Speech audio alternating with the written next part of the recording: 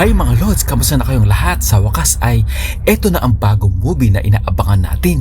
At ngayon ay bibida ko sa inyo ang bagong pelikula na isa sa mga nakakatakot na movie ngayong taon na ang title ay Obsession. Tara na at umpisahan na natin at huwag na natin patagalin pa. Pero teka muna, kung gusto mo ang channel na ito, mag-subscribe ka na para hindi mo malampasan ang magagandang mga movie dito sa Ricky TV. Nagsimula ang movie sa ating bidang dilulo na si Bear na nagtapat ng kanyang nararamdaman sa isang babae na gusto niyang banatan. I would choose you over everything. Kala naman natin na totoo ito pero nagpa-practice lang pala siya sa isang babaeng waiter sa isang kainan. At pagkatapos ay pinayuhan siya ng kanyang kaibigan na si Ian na magpakatotoo lang siya. At pagbalik niya sa kanyang apartment ay laking gulat niya nang makita niyang biglang nategi ang kanyang alagang mingming na si Sandy. Aray ko! At kaya pala namatay ang kanyang posa ay dahil inakala nito na whiskas ang kanyang tranquilizer. At matapos siyang linisin ng crime scene ay nag-iiyak siya dahil sa pagkamatay ng kanyang Boplax na mingming. Ilang sandali ay tinawagan siya ni Nikki na matagal na niyang gustong paklasin at nanghina siya nang sabihin nito na magre-resign na ako sa trabaho sa bar dahil lumala na ang cancer ng tatay ko. Kaya't naisip niya na magtatapat na siya ng kanyang pag-ibig kay Nikki kinabukasan sa birthday nito. Whatever, so the amethyst is for calmness, clarity. Pagkatapos ay makikita natin na nagpunta si Bear sa isang antique shop upang hanapan ng regalo si Nikki. At dahil hindi pa niya alam kung ano ang kanyang ireregalo, ay bigla niyang napansin ang isang laruan na tinatawag na One Wish Willow na sinasabi na may kakayahan ito magbigay ng katuparan sa lahat ng mga kahilingan kapag sinira ito. At nagulat ang may-ari ng tindahan na si Boyla dahil interesado siya sa laruang iyon. Ngunit binalaan siya nito na maging maingat sa paghihingi ng kanyang wish dahil gagana ito sa kanya ng habang buhay. At naisip niya na baka style lang ni Boyla iyon upang makabenta, kaya't binili na niya ang laruan, lalo na't medyo kakaiba ang item na ito bilang pangregalo.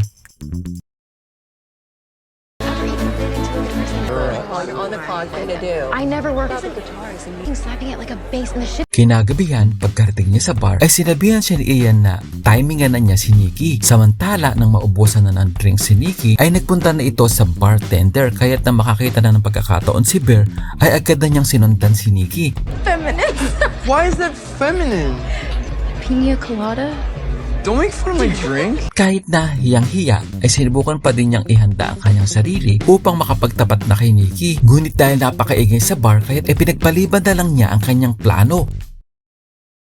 At nang uuwi na sila, ay sinabi ni Nikki sa kanya na ayaw nitong umuwi ng mag-isa. At nang makaramdam ng pagkakataon si Bear, ay agad niyang sinamantala ang pagkakataong iyon upang maihatid si Nikki. At habang nasa daan ay sinabi ni Nikki sa kanya ang lumalalang mga problema nito sa pamilya at ang lumalalang sakit ng tatay nito. Kaya't pinalakas niya ang loob ni Nikki at sinabi niya dito na hindi ka nag-iisa. At pagkadating nila sa bahay ni Nikki, sa halip na aminin na ang kanyang nararamdaman, ay kinumusta lang niya ang trabaho nito. At dahil sa wala sa kanyang kadaldalan ay sinabi ni Nikki sa kanya na gusto mo ba akong banatan? Sana all. At kung sakali bang isa siyang syunga o kinakabahan lang, ay sinabi niya na best friend lang kita, Nikki. Good. Good night. At sa gitna ng kanyang pagkadesperado, sa wakas ay naisipan na niyang gamitin ang kanyang magic laruan na nabili sa antique shop.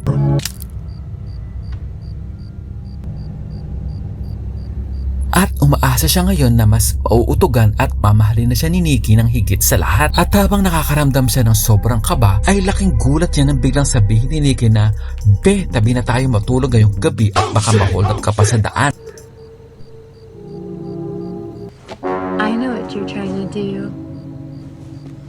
What are you doing? Come on. What the f*** are you getting in my car? Let's go to your place. You are honestly freaking me out. Dahil pakipot pa ang ating bida, kaya't sinabi na lang ni Nikki na, "Sa inyo na lang ako matutulog, be."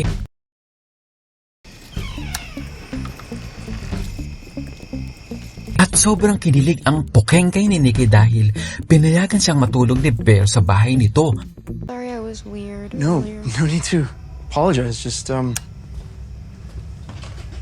At sa kwarto ay biglang kumibot ang betlog ni Bear nang sabihin ni Nikki na gusto kong mahawakan ang iyong beat Tinanong ni Bear kung anong beat. Bitlog nga ni. At sa pagitan ng kanyang sobrang excitement at sobrang pagkautog ay agad siyang pumayag dito. At nang makita na parang inosenteng bata si Bear ay sinabi ni Nikki na gusto kong banatan mo ako ng iyong beat. Kaya't mas lalong natakot si Bear.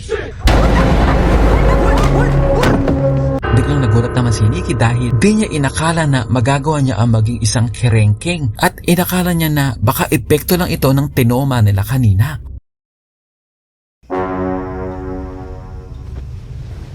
At sa kalagitnaan ng gabi ay nag-search si Bear tungkol sa katotohanan ng laruan na napili niya at laking gulat niya dahil sinasabi ng ilang mga tao na isa lang itong gimmick upang makapag-entertain ng mga taong introvert. What were you doing? At ilang sandali ay laking gulat niya na sabihin ni Nikki na halika na at tumabi ka na ulit sa akin. Kinaumagahan ng magising siya ay laking tuwa niya na makita niya ang breakfast na inihanda ni Nikki at nakakagulat din na ginawan pa ni Nikki ng altar ang nategi niyang Mingming upang alalahanin ito at nang makita ni Nikki na nalungkot siya kahit agad na humingi ng sorry ito sa kanya. No, you're supposed to like it. Oh, Nikki. What? Show me the plug and keyboards. Pagdating nila sa shop ay nagulat si Ian kung bakit naging close na sila ni Nikki. Ngunit sinabi ni Bear kay Ian na parang may kakaiba kay Nikki dahil bigla itong inutugan sa kanya nung isang gabi at dagdag pa dito na naramdaman niya na tila nahuhumaling ng malala sa kanya ang magaslaw na si Nikki. At sinabi ni Ian sa kanya na kupal ka baka natupad na ang matagal mo ng hinihiling. Oh, you gotta clock in. What are you afraid of? Sarah? Just chill the fuck out. Clock the fuck in. Nang sumunod na gabi ay mas inalampan niya ang katotohanan sa laruan na tumutupad ng mga kahilingan. Pagkatapos ay bigla niyang narinig na may taong paparating. Inakala niya na isa lang itong census. Hey, I had to shower and I didn't know what to wear. for what? At laking gulat niya na makita niya na si Nikki pala ito na nakasuot ng pampautog. At pagkatapos ay humingi ito sa kanya ng sorry dahil sa ginawa nito sa kanyang Bingbing noong isang araw. At inamin ito na may gusto talaga ito sa kanya mula na magtrabaho siya sa music shop. Kaya't agad na nakaramdam ng sobrang saya si Bear nang malaman niya ito.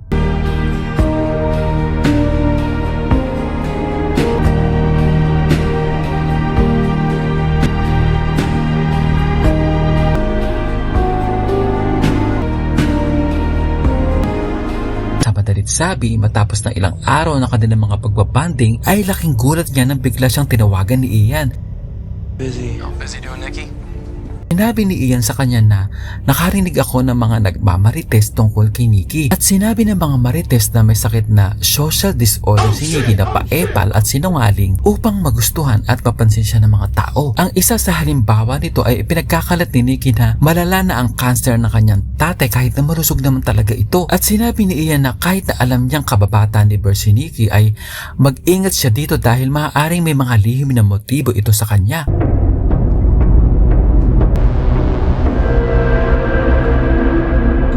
Pagbalik habang takot na takot siya, ay tinanong niya si Nikki tungkol sa cancer ng tatay nito at gusto din niya na sabihin ni Nikki ang buong katotohanan sa sakit ng ama nito. Ngunit biglang, No, no, no, no, no, no, no. No, we were having a nice We are. day. Don't say that.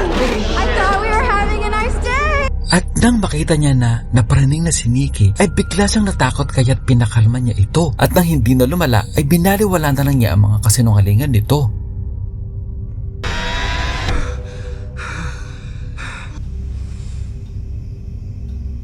At nang magising siya ng madaling araw matapos na makipagbembangan kay Nikki, ay nakita niya itong sumasayaw ng "Oh Lala Baby" sa dilim.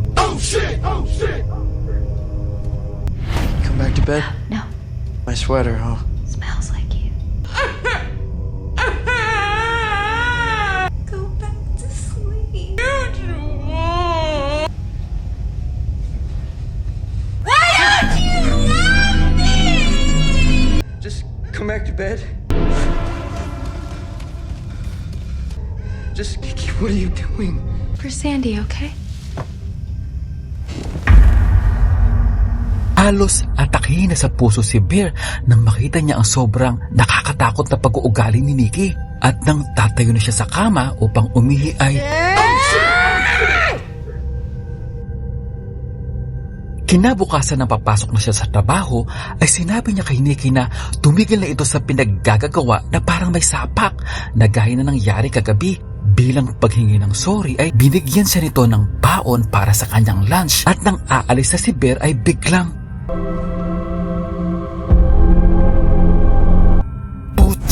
at laking gulat niya nang makita niya na nilagyan ni Nikki ng mga duct tape ang pinto na para bang gusto nitong magpakuyang-yang sa kanya na ihilang ang pahinga.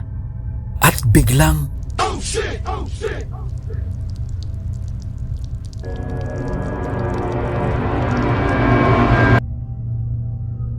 kinahaponan ay ipinagtapat niya sa kanyang katrabaho na si Sarah ang tungkol sa kakaibang topak ni Nikki. At sinabi ni Sarah sa kanya na nagtataka nga ako sa iyo kung bakit inuutugan ka sa kanya. At alam mo ba na ayon sa chika ng mga marites na kakaiba daw si Nikki na may split personality. At ilang sandali ay laking gulat ni Sarah na makita niya ang papel na may nakasulat na pusa sa baonan ni Bear.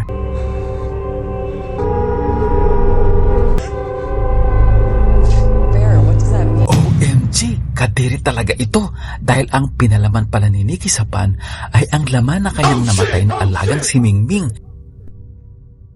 Pagkatapos ng work ay napagtanto ni Bear na ang lahat ng mga kababalagang nangyayari kay Nikki ay dahil sa laruan na kanyang napili. Makikita natin na tinawagan niya ang contact number na nakasulat sa laruan. At agad niyang sinabi ang kanyang mga reklamo. Pagkatapos ay tinanong niya kung pwede ba niyang pahintuin o ibahin na lang ang kanyang wish. Ngunit sa kamalasan ay sinabi ng misteryosong boses na may isa lang siyang pagkakataon kung saan ay e-epekto ito sa kanila ni Nikki ng buong buhay at hihinto ito kapag may namatay na isa sa kanila. At ipinarinig sa kanya ng misteryosong boses na talagang tinotorture sa kabilang mundo ang kaluluwa ni Nikki dahil ang katawan nito ay ginagamit upang ibigay ang mga pagnanasa ni Bear. Laking takot ni Bear nang makita niya na tila sobrang pinahihirapan ang kaluluwa ni Nikki sa kabilang mundo. Oh shit! Oh my God. Putik! Laking gulat ni Bear nang makita niya ang napakadugyot na si Nikki at kaya pala ay maghapon itong nakatayo sa kahintay sa kanya. At habang nagtataka ay agad na niyang pinaligo ito sa banyo. Really? Dahil naghintay ang gaga na maghapon ay nandiri si Bear nang makita niya ang babahong igib at papanghing-ihi nito sa sahig. At kahit na nandidiri ay nagpaalam siya dito na pupunta siya ng party mamayang gabi at para hindi umarya ang sapak ng berat ay sinabi niya dito na hintayin mo na lang ang pag-uwi ko. Ngunit biglang nagalit ang malala si Lucaret dahil gusto nitong sumama sa party. Maybe I'll just go? Are you okay? You wanted me to go. You would tell me to go. Neither did we. I think I played it pretty cool when you were there. Hey, you're going down with this shit, man. Here we go. Shoot. Ilang sandali sa party ay makikita natin sila Ian at ang kanyang mga kaibigan na naglalaro ng Truth or Dare. At sa gitna ng laro ay challenge ang gwapong si Dayat na makipagpalit ng pwesto kay Bear. At habang naiilang si Bear at siya na ang kasunod ay bigla siyang natakot dahil hinamon siya na halikan niya ang kanyang katabi na si Sarah. Nang marinig ito ay biglang inaryahan ng sapak si Nikki at bigla niyang hinatak ang upuan ni Sarah.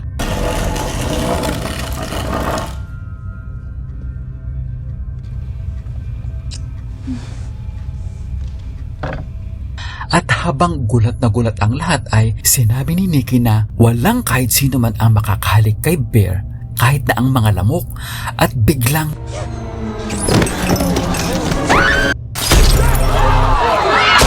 nang matauhan si Nikki ay sinabi niya na nagbibiro lang siya. Alam ni Bear ang nangyayari sa jowa niya kaya't no choice na siya kundi ang manahimik na lang. Pagka-uwi sa bahay ay nagsorry sa kanya si Nikki at sinabi to na ayaw ko lang na nilalapitan ka ng iba. At dahil sukang-suka na ay sinabi niya dito na lumayo ka na muna sa akin. At dahil dito ay nag-iiyak at nagmakaawa si Nikki na patawarin na siya ni Bear at handa siyang gawin ang lahat basta't wag lang siyang itatapon.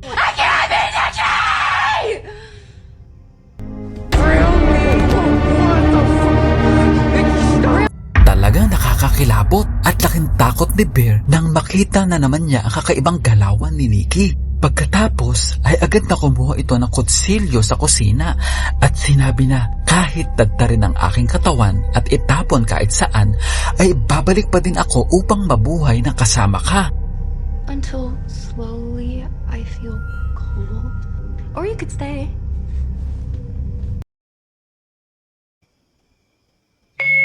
At sa kalagitnaan ng gabi nang di makatulog si Bear ay bigla siyang minessage ni Sarah at hinihintay siya nito sa labas dahil may gusto itong sabihin sa kanya na napaka-importante at kahit natatakot ay sinubukan pa din niyang mag-ninja moves palabas sa kwarto.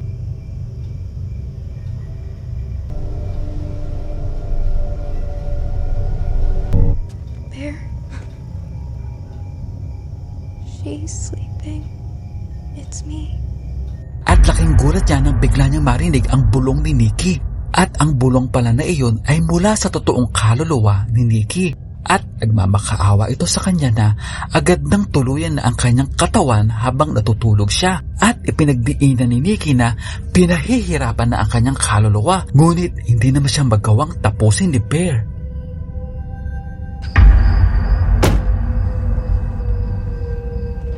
No, she doesn't. I really do hope. She'll... Oh. She seems pretty fucked up. At pagkasakay niya sa kotse ay tinanong niya si Sarah kung ano ang gusto nitong sabihin sa kanya. Sinabi ni Sarah na magre-resign na siya at pupunta na siya sa England. At bago umalis ay sinabi niya na may gusto siya kay Bear. Ngunit sinabi ni Bear na ang gusto niya ay si Nikki. At ayos lang naman kay Sarah kahit na long distance relationship lang sila. At hindi makapaniwala si Bear kung bakit nagustuhan siya ni Sarah ang baduy naman niya. Thank you. Even if she's not. You're supposed to kiss me.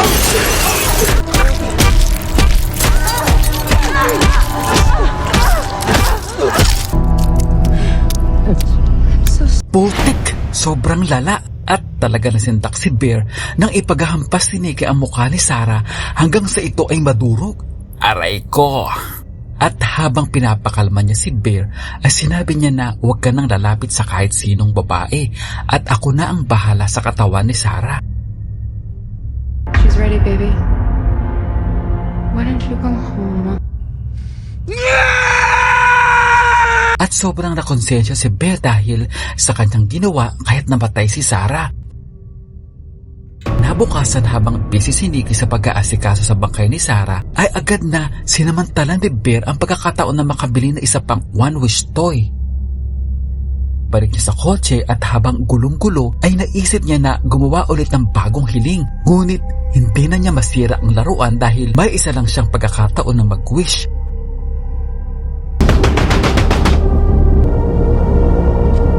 Texted you 50 times. At laking gulat ni Ian na makita niyang dumating ng duguan si Bear. At sinabi ni Bear na ang laruan na hawak niya ang dahilan kung bakit baliw na baliw sa kanya si Nikki. At sinabi niya na humiling si Ian sa laruan upang maging normal na ulit ang lahat. Dahil hindi naniniwala ay sinabi ni Ian sa kanya na wag mo nga akong pinaprank. Ngunit pinagpilitan pa din niya na may kapangyarihan ang laruan na iyon na tumupad na isang wish na panghabang buhay. At dahil nakapag-wish na siya, kaya't si Ian ang pinag-wish niya ngayon. At sa gitna na kanilang pagtatalo at dahil napuno na, kaya't biglang humiling ng $1 bilyong si Ian.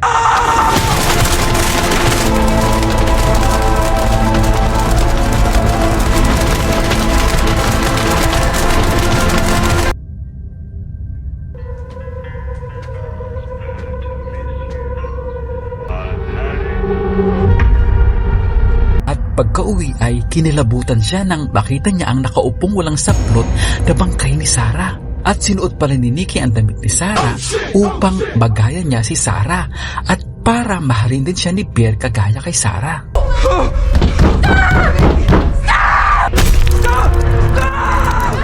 What the fuck? Nikki,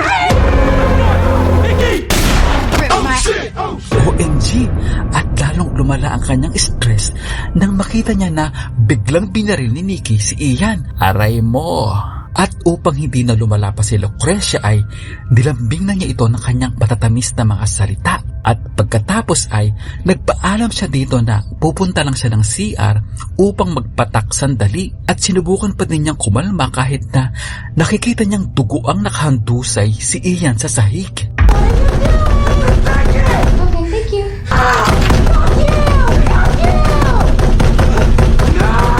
At upang hindi na lumala at patigil na ang lahat ay naisip niya na gawin na ang ginawa ng kanyang alawang si Mingming para makalaya na din si Nikki mula sa kanyang mga pagnanasa.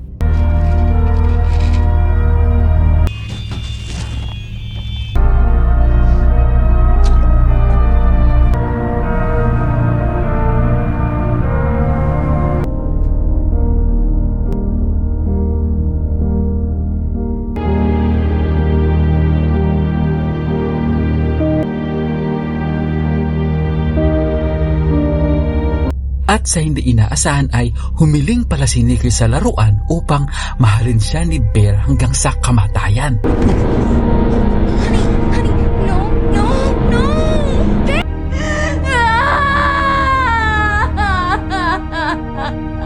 At dahil nainom na ni Bear ang gamot kaya't namatay na siya sa kantungan ni Nikki at pagkatapos ay biglang